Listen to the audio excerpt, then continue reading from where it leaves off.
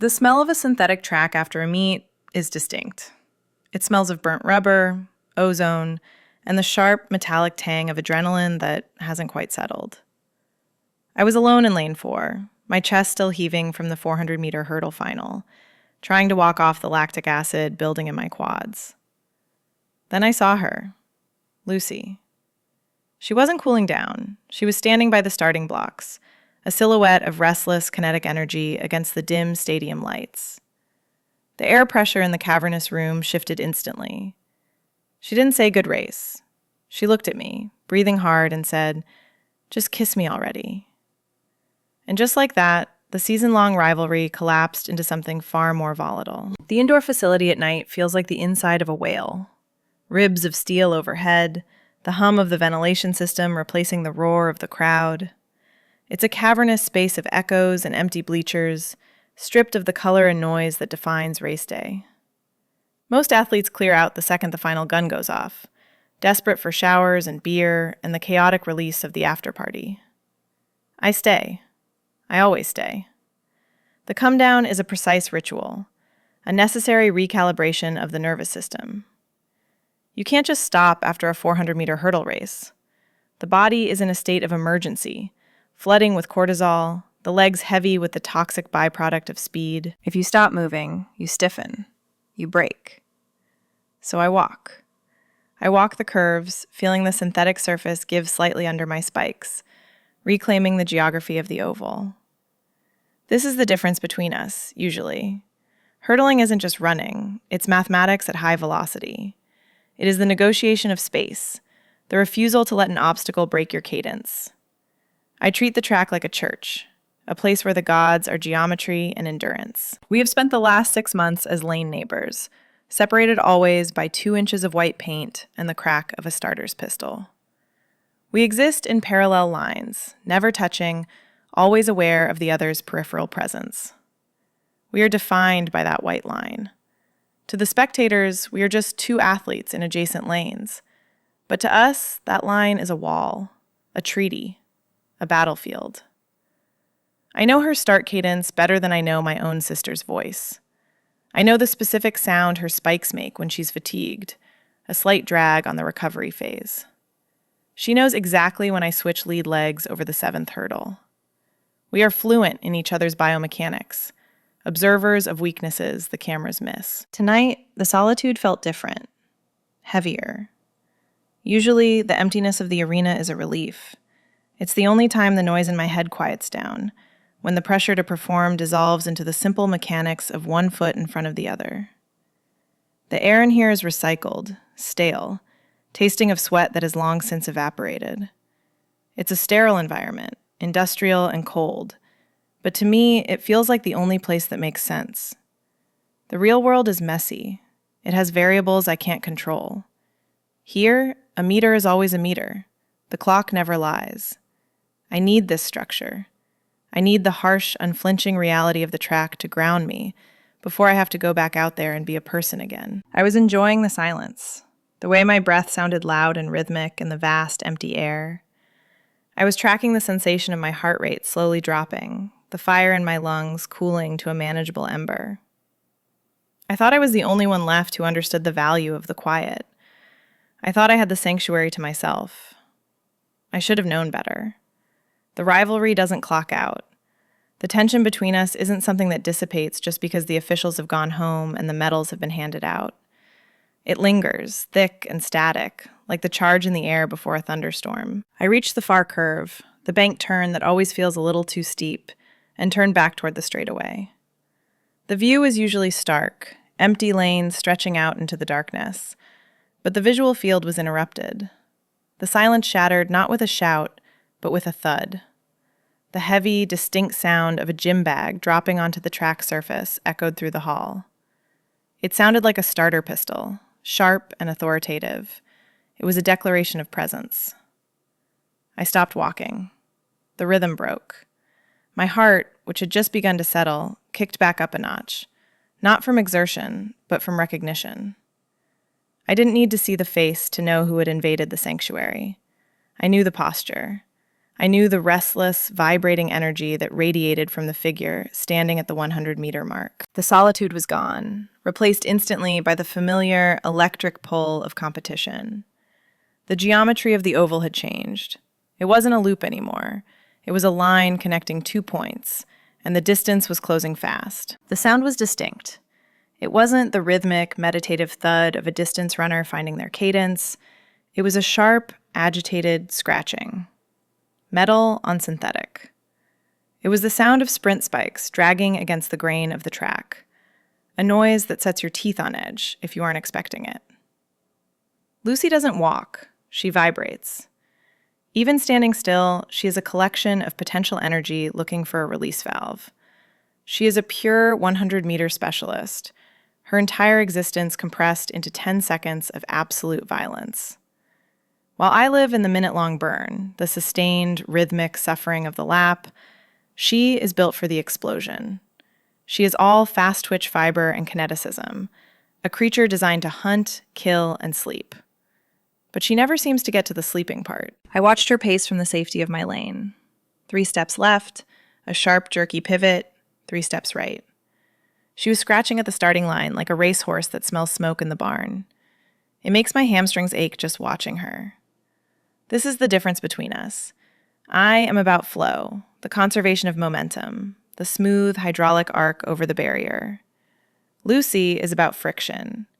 She creates heat just by existing in a room.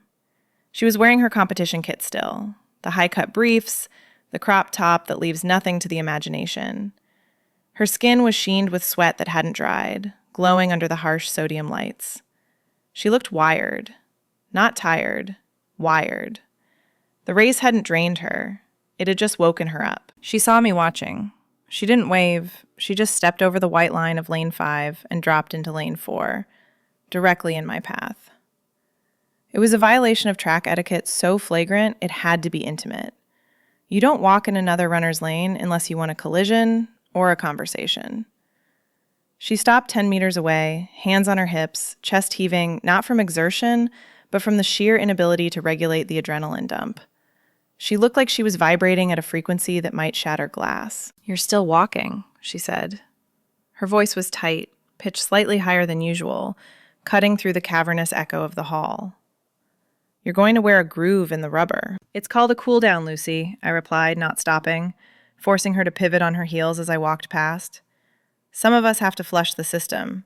We can't just run for 11 seconds and call it a day." She fell into step beside me, her spikes clicking an erratic, staccato rhythm against my steady footfalls.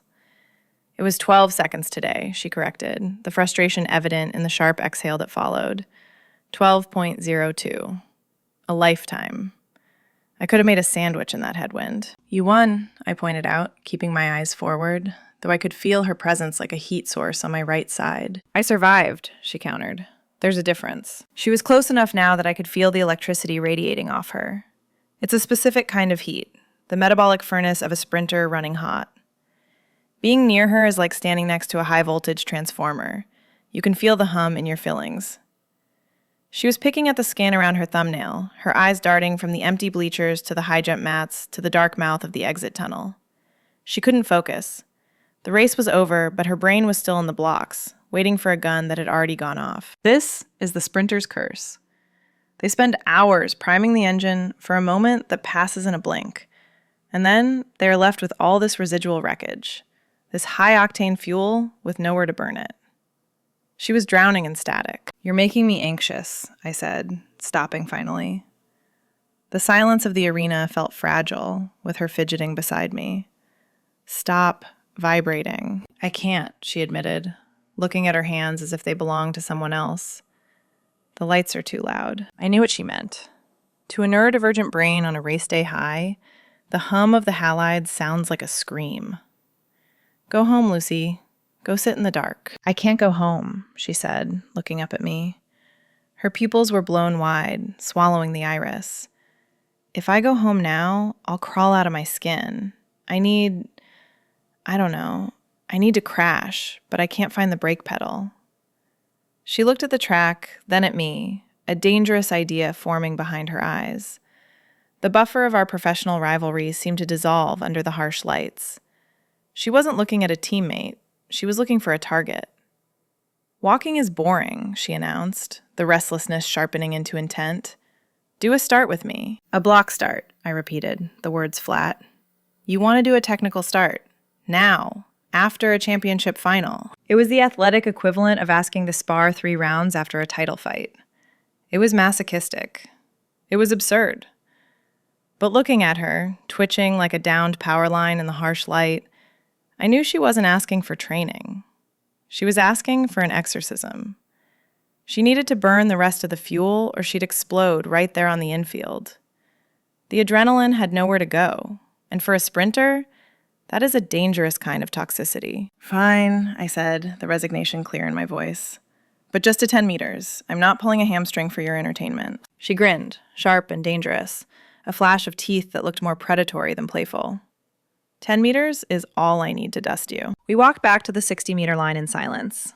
The starting blocks were stacked on a metal cart near the wall, cold aluminum skeletons tangled together. I grabbed a set, the metal heavy and cool against my sweaty palms. Setting up blocks is a ritual. It is engineering. The spacing of the pedals, the angle of the pads, the distance from the line. It is the only time track and field feels like building a house. It requires patience, which I have in abundance, and which Lucy currently had none of. I set hers first. She watched me, her breathing still shallow, her eyes tracking my hands as I locked the rail into the synthetic surface. 2 foot lengths? I asked, kneeling on the grid of the track. 1.5, she corrected, bouncing on her toes. I'm feeling aggressive. Of course she was. I clicked the pedal forward. The sound echoed like a gunshot in the empty hall, a sharp clack-clack that emphasized just how alone we were. "Loser buys dinner," she said, stepping into the lane. She began the shakeout ritual, slapping her quads, jumping vertical, shaking her hands out like they were wet.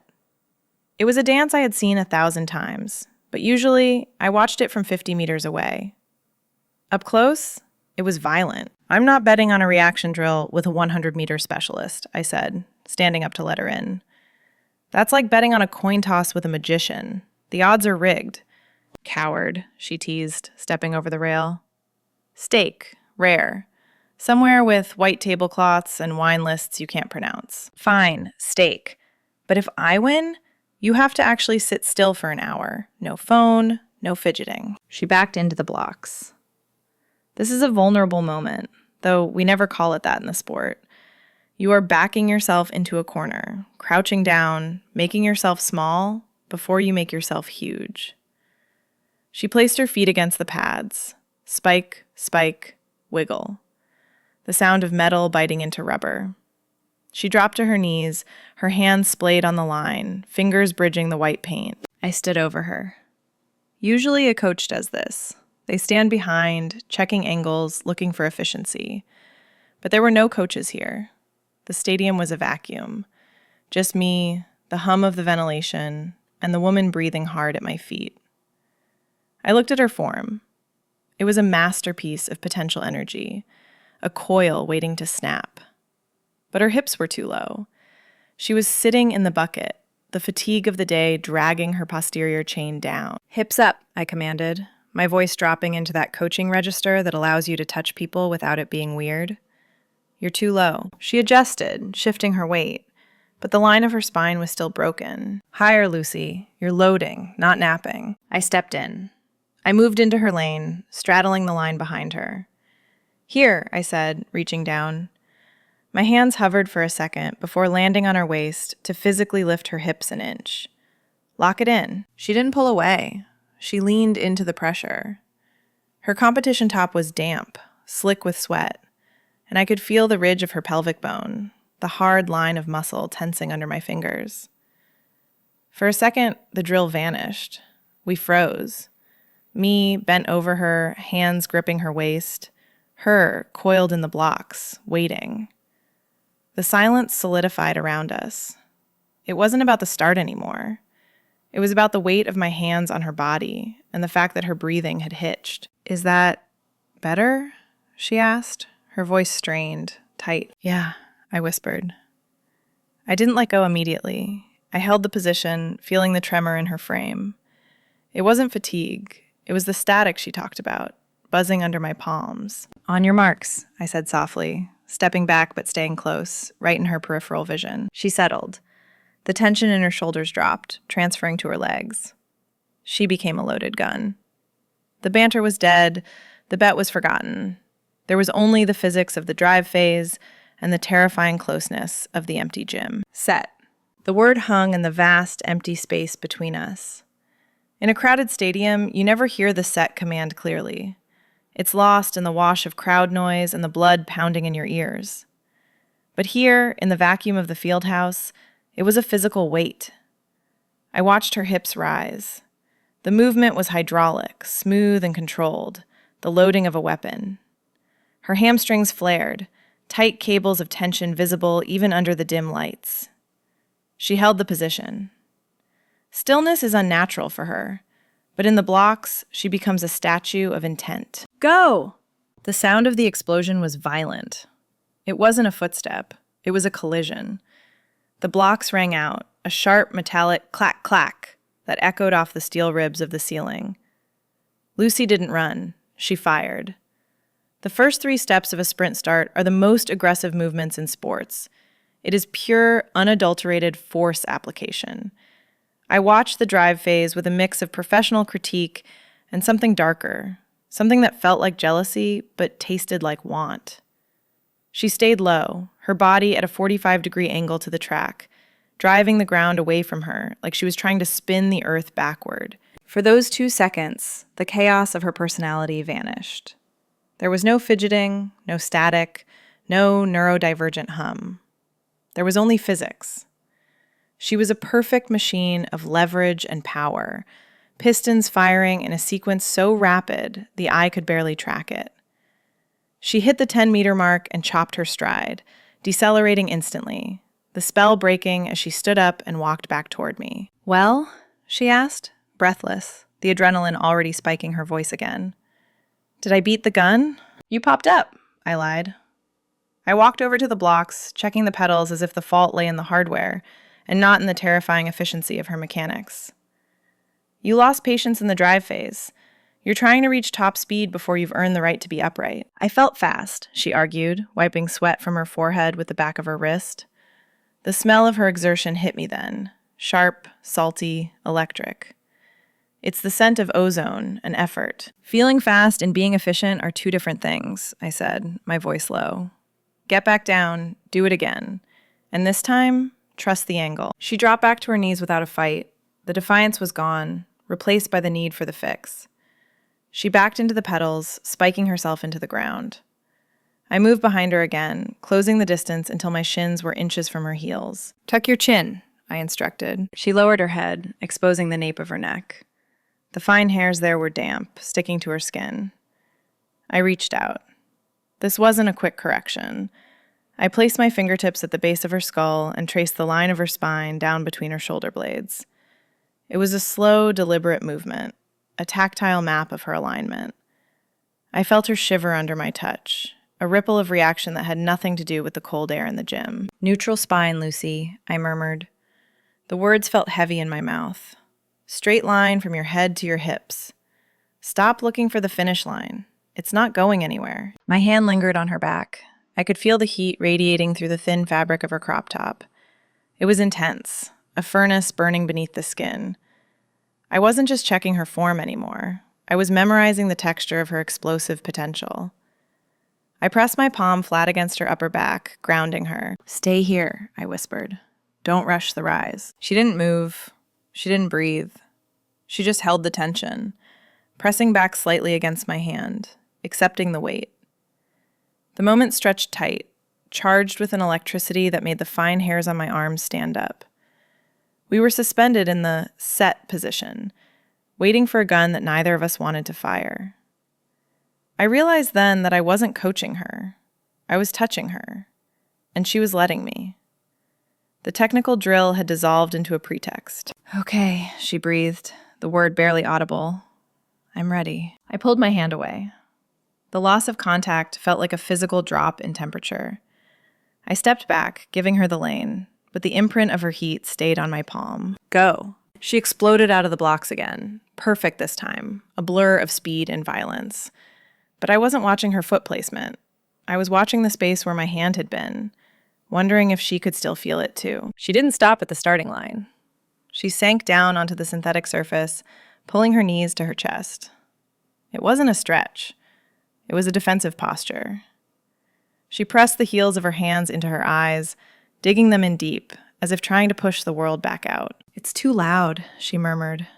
Her voice was thin, stripped of the bravado she wore like armor. I looked around the empty arena. "It's dead silent, Lucy. The cleaners aren't even here yet." "Not the noise," she said, keeping her eyes covered. "The hum, the lights. It feels like there are bees in my teeth." I looked up at the high bay lighting. The massive sodium halides buzzed with a low 60-cycle thrum that most people filter out instantly. But I knew that for her, right now, with her filters stripped away by the effort of the race, that sound was a physical assault. The glare reflecting off the blue synthetic track was probably searing her retinas. She was overstimulated, her nervous system fried by the combination of championship pressure and the biological imperative to run for her life. She was crashing hard, and the stadium she loved was suddenly hostile territory. I sat down next to her. I didn't try to touch her again, not yet.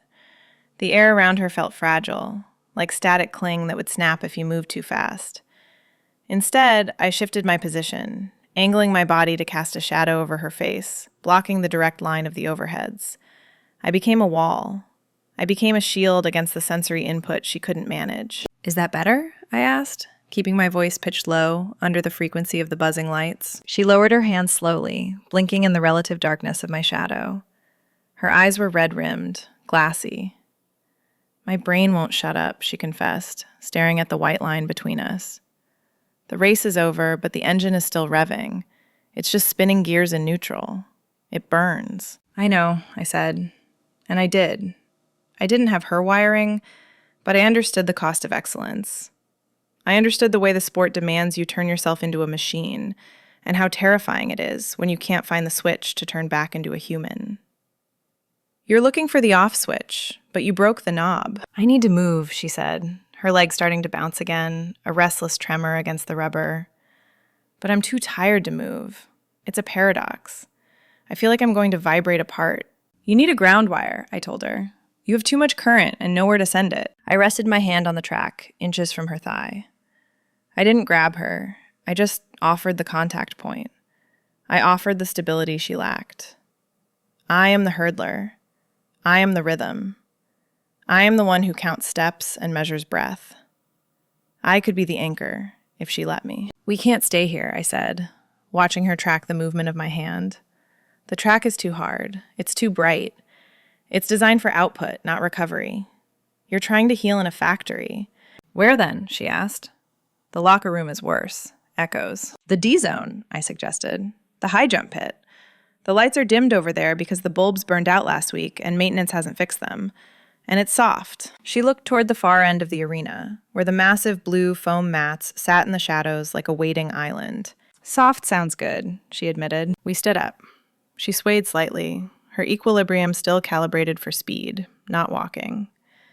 I stayed close, my shoulder brushing hers, a silent promise that I wouldn't let her tip over. We left the harsh, defined geometry of the lanes behind us. We walked off the grid, away from the clock, away from the finish line, and toward the darkness at the end of the oval. The air felt cooler there, the hum of the lights fading into the background. We were moving from the battlefield to the sanctuary, and the shift in her breathing was immediate.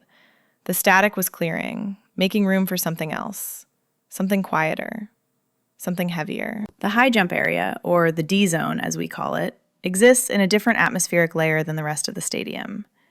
It is the quiet corner of the map. While the track is hard, unforgiving, and designed to return energy with violent efficiency, the high jump pit is designed for failure. It is designed to catch you when you fall. The mats are massive blocks of blue foam, stacked 3 feet high and covered in a canvas skin that smells faintly of dust and the specific sweet chemical scent of polyurethane. It is a landing zone.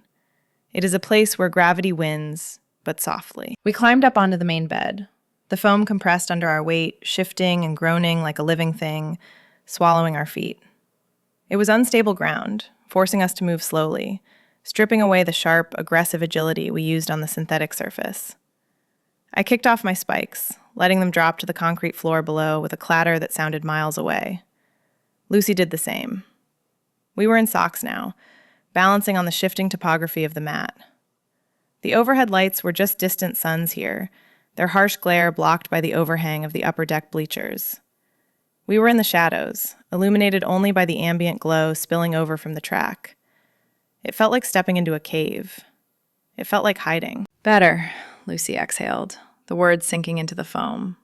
She didn't sit immediately, letting the instability of the mat work the small stabilizer muscles in her ankles. The buzzing stopped. "I told you," I said, dropping down into a seated position. "The acoustics are dead here. The foam eats the noise." I began my routine. This is my church within the church. The post-race stretch is non-negotiable for a 400-meter hurdler. My hips are my livelihood. If they lock up, I don't race. I extended my right leg, tucking the left behind me in the classic hurdle position, and leaned forward. The stretch burned, a sweet, sharp line of fire running up my hamstring, fleshing out the stiffness of the lap. I closed my eyes, focusing on the release, breathing into the tightness. I expected Lucy to be moving. Sprinters involve dynamic stretching, leg swings, torso twists, constant motion. I waited for the shifting of the foam, the rustle of her kit, the restless energy to manifest in a new form. But the mat didn't move. I opened my eyes. Lucy wasn't stretching. She was sitting cross-legged on the edge of the foam, 5 feet away, her hands resting loosely on her knees. She was perfectly still. The vibration had stopped. The kinetic storm had passed, leaving behind a terrifying calm. And she was watching me. It wasn't the casual observation of a teammate waiting for their turn. It wasn't the critical side-eye of a rival checking for weakness. It was a gaze with physical weight. It felt heavy, like a warm hand placed on the back of my neck. She was tracking the movement of my chest as I breathed. She was watching the way my hamstring flexed as I deepened the stretch. Her eyes were dark in the shadows, unreadable but focused, stripping away the context of the stadium, the medals, and the season. She wasn't looking at the athlete. She was looking at the woman inside the mechanics. "You're staring," I said. My voice was quiet, absorbed instantly by the blue canvas beneath us. I didn't tell her to stop.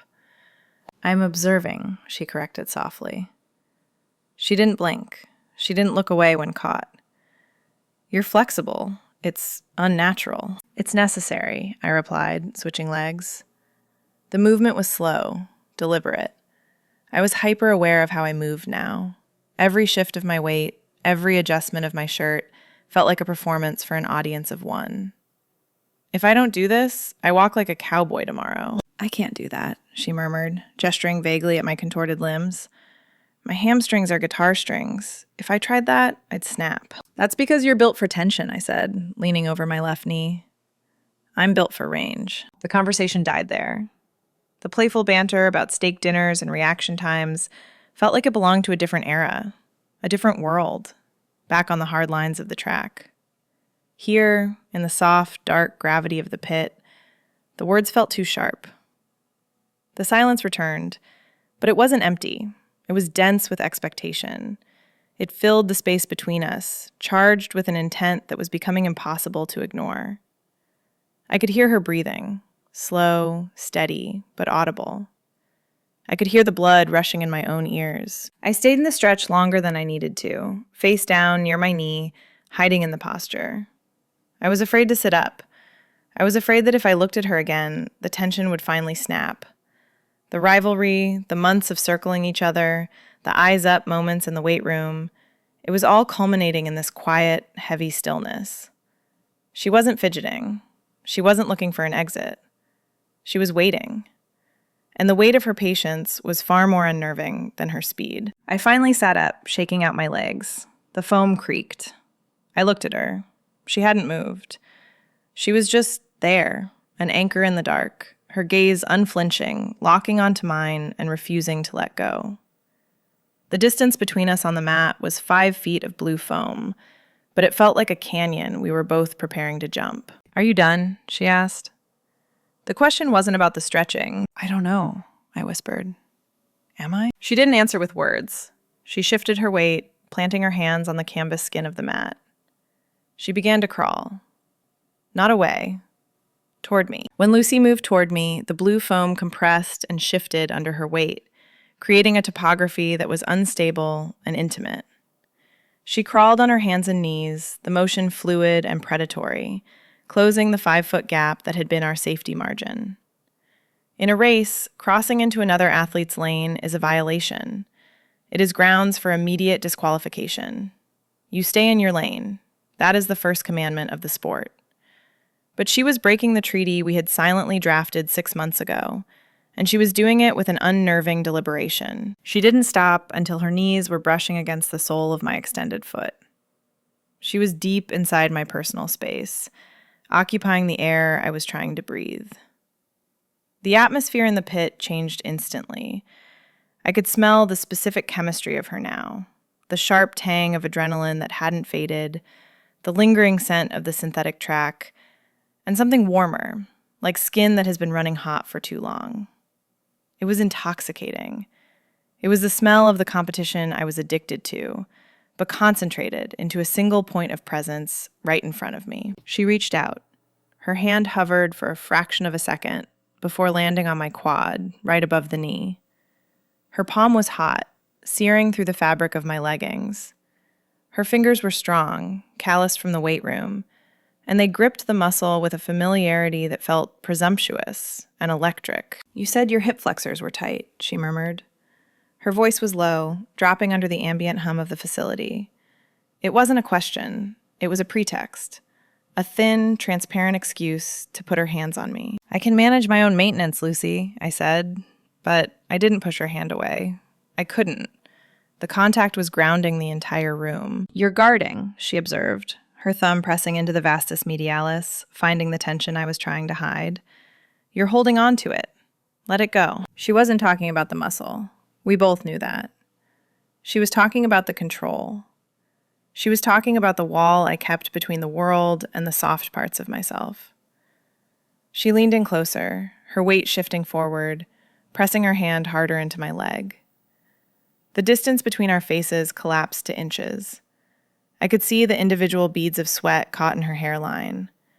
I could see the way her pupils were blown wide, swallowing the gold of her irises. The silence of the empty stadium seemed to press in on us, sealing us into this small, blue island of foam. She just watched me breathe for a moment.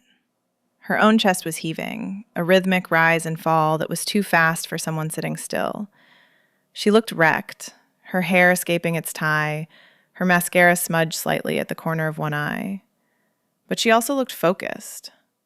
It was the same look she had in the blocks, the tunnel vision, the absolute exclusion of everything that wasn't the finish line. "Are you stretching or are you scouting?" I challenged, my voice barely a whisper.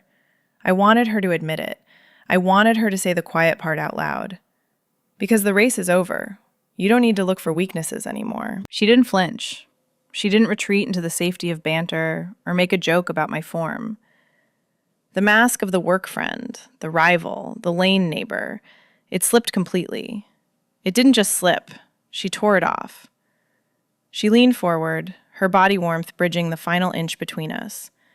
Her hand tightened on my leg, a grip that was possessive, almost desperate. "I'm not scouting," she breathed. The air hit my lips, warm and tasting of the same electrolyte drink we both used.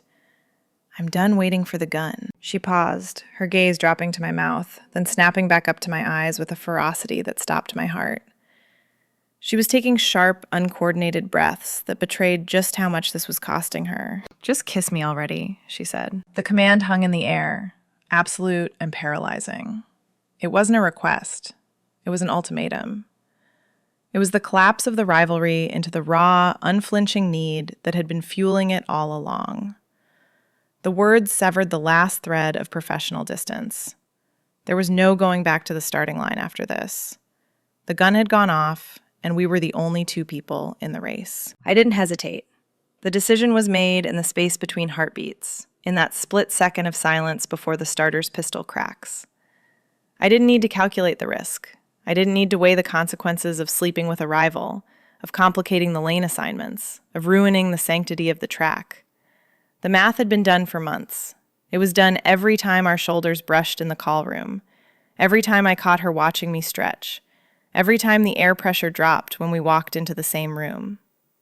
The variable was never if, the variable was when. And when was right now. I moved. It wasn't the explosive, jerky start of a sprint. It was fluid. I leaned into the space she had invaded, closing the final inch. My hands came up, not to push her away, but to frame her face. My palms found the damp, hot skin of her neck. I felt the pulse hammering there, a frantic, hummingbird rhythm against the steady pressure of my thumbs. She was terrified. She was bold enough to ask for it, but terrified of the impact. I grounded her. I pushed my fingers into her hair, feeling the sweat-dampened roots, and pulled her in. The movement on the mat was strange. We sank deeper into the blue foam, the ground giving way beneath us, turning the world soft and unstable. The kiss wasn't frantic. It wasn't the desperate, messy fumbling of two people trying to figure each other out. We already knew each other. I knew her biomechanics. I knew her aggression. I knew her patience. The kiss was a confirmation. It was a slow, deliberate read of intentions. It started with a press of lips, firm and unyielding, a question asked and answered in the same breath. Then it deepened.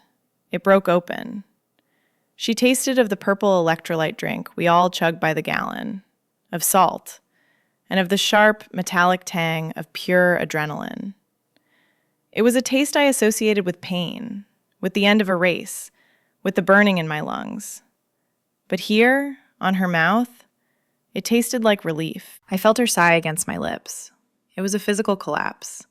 The tension that held her spine straight, the restless energy that kept her vibrating even when she was sitting still, it all evaporated.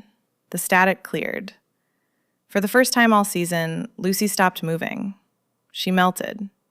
Her hands, which had been gripping my leg like a lifeline, slid up my thighs, over my hips, tangling in the fabric of my jersey. She pulled me closer, eliminating the concept of space entirely. There is a specific texture to an athlete's touch. It isn't gentle. We don't know how to be gentle with our bodies. We treat them like machines to be broken and rebuilt. Her grip was hard. Her fingers dug into my waist, finding the oblique muscles, pressing into the bone. It was possessive. It was the way she gripped the starting blocks, with the intent to launch. But she wasn't launching. She was holding on. I shifted my weight, pressing her back onto the foam. She went willingly, pulling me down with her until I was hovering over her, the same way I had hovered in the blocks during the drill. But this wasn't technical. I felt the solidity of her body pressing up, a firm resistance meeting my own. The contrast was jarring, the softness of her lips against the hardness of her discipline, the give of the mat against the rigid tension of her core. We stayed like that for a long time. Time works differently in the D-zone. It stretches and warps. I focused on the sensory details, grounding myself in the reality of it.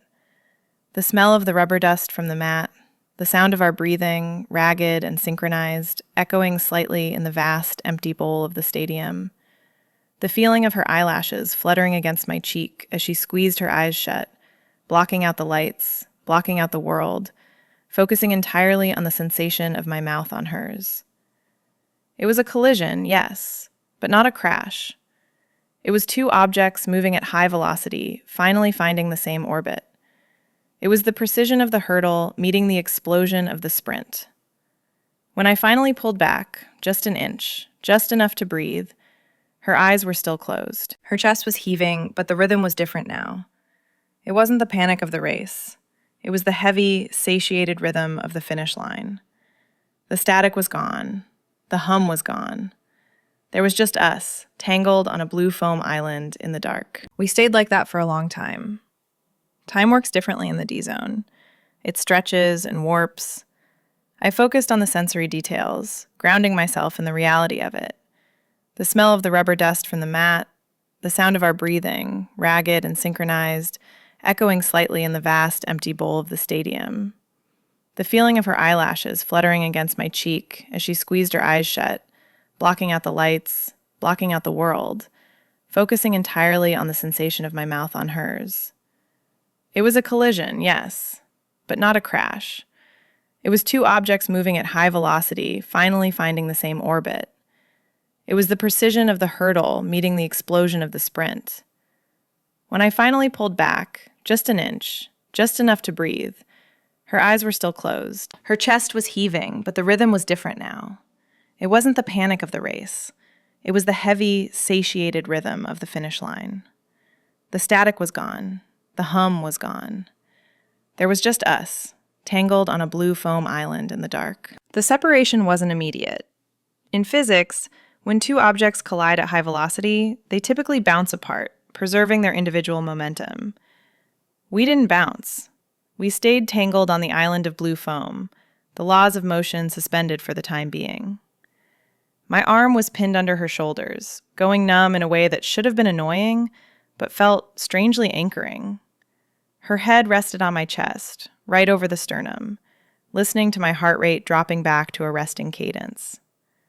The heat she generated, that sprinter's furnace, had dialed down to a steady, companionable warmth that seeped into the canvas beneath us. "I think I won that event," she murmured, her voice vibrating against my ribs. It lacked the sharp edge of her usual trash talk. It was soft, muffled by the cotton of my shirt. "You false started," I countered, staring up at the steel girders of the ceiling, tracing the geometry of the roof. "Disqualified. Lane violation. Unsportsmanlike conduct." "Worth it," she sighed, the breath ghosting over my neck. "Definitely worth the DQ." She shifted then, propping herself up on one elbow. The movement was slow, deliberate, lacking the twitchy, frantic energy that had defined her for the last 3 hours. Her hair was a disaster, the severe competition ponytail unraveling into a halo of static and sweat. She looked down at me, and the mask was gone. The intimidating, vibrating creature of the starting blocks had vanished. In her place was just Lucy. She looked tired, exposed, and terrifyingly beautiful in the dim light. "I always hated you in the call room," she whispered suddenly, her finger tracing the line of my collarbone. "I know," I said. "You stared at the back of my head like you wanted to drill a hole in it." "No," she corrected. "I hated that you could stand still. I hated that you looked like you owned the lane while I was vibrating apart." "It's a mask, Lucy. I'm hyperventilating on the inside. I'm just better at hiding the tremor." "Well," she smiled, a small, genuine thing that touched her eyes. "Now I know." "So," she continued, "what's the split?" "The split? The data. The metric. Where are we? Is this a new training block, or was this an exhibition meet?" I caught her hand, stopping her finger. I held it there, feeling the pulse in her wrist. "We're off the clock, Lucy. We're in uncharted territory. There's no training manual for this." "I like uncharted," she decided. "I'm good at improvising." We eventually had to move. The reality of the building, the security guards, the cleaning crews, the inevitable locking of doors began to press in on our sanctuary. We untangled ourselves, the physical separation feeling heavier than gravity. Getting off the mat was a clumsy process, our bodies stiffening as the adrenaline finally washed out completely. We found our shoes in the shadows. Sitting on the edge of the pit, lacing up spikes and trainers, felt mundane. It was a domestic ritual, performed in the cathedral of our sport. I watched her shove her gear into her bag. Usually, she packs with aggressive precision, everything in its compartment. Tonight, she just threw it in. Spikes, tape, water bottle, zipping it shut with a carelessness that said she was at peace. The static in her head had finally quieted down. We walked back down the straightaway toward the exit tunnel. The track looked different now. An hour ago, the lanes were rigid boundaries that defined our worth and our separation. Now, we walked side by side, occupying the center of the track. Our shoulders bumped occasionally, a rhythmic contact that replaced the tension of the race. The tunnel is an acoustic amplifier. Usually, it echoes with the aggressive shouting of warm-ups or the angry stomp of a bad performance. Tonight, it amplified the silence. But it wasn't the heavy, suffocating silence of the locker room. It was the comfortable silence of a team. We pushed through the heavy double doors into the night air. The cold hit us instantly, a sharp, wet shock after the humidity of the field house. The parking lot was empty, save for our 2 cars parked under a flickering sodium light, looking like abandoned shells. We stopped at her car. The rain had started again, a light mist that slicked the asphalt. "See you at practice," she said, unlocking the door. The lights flashed, a yellow wink in the dark. "Don't be late," I replied. It was our usual sign-off, the one I used to assert dominance, to remind her of my discipline. But the bite was gone. It was soft. It was a promise. She paused, hand on the door handle. She looked back at me, smiling. A real smile, not the baring of teeth she saved for the cameras. "I'm never late," she said, the old spark returning to her eyes, but warmer now. "I'm just early for the next rep." The door clicked shut behind her, sealing her into the safety of her car, but the connection remained.